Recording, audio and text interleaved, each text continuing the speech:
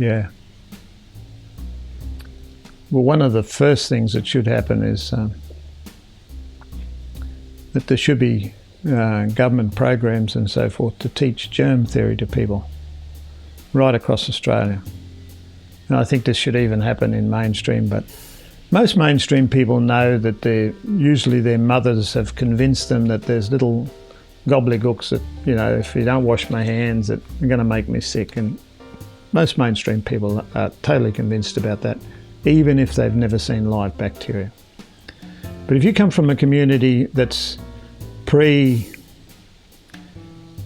theory or pre-understanding about microscopic things, that's very hard for them to understand, very hard for them to see. So people come along and they say, oh, we've got a bacterial infection or germs. We use a lot of different phrases to explain an infection and germs and so on. And all people see really is just, or hear the word, or see the written word.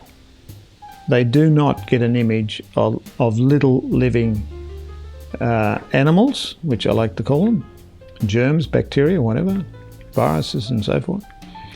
They don't get a picture of little living animals that they can't see, that multiply very quickly, that causes disease and sickness. They just don't get that image.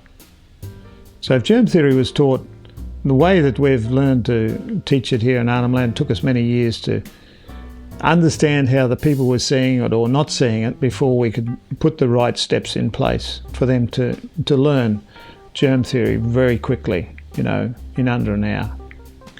Unfortunately, we haven't been able to get funding for those programs to go forward. But if we did, we could cut the disease rate in Aboriginal communities in half within a few years. That's one of the first ones. And then work from there. Once people have seen that, they will have all sorts of other questions around disease and sickness, like the English word nutrition. What the hell does it mean? You know, it's so loaded. People might be still struggling with what are vitamins, what are minerals and so forth. So you've got to find those knowledge gaps slowly. And when you find those knowledge gaps, you need to build education material in language, not for the kids in preschool, but for the oldest people in that community, because they're the movers and shakers really. They are the apex of the social structure in those communities, and they're the ones that we should aim education at first, and then with their help and support, work down through the whole community. Once people at one generation have got this information, they will pass it on to their children into the future, just the same as the mainstream is now passing on knowledge about germ theory. That's the way to go. That's the way to close the gap. If you've got any ideas, guys, of how we can push this forward with government support, please be in contact with us.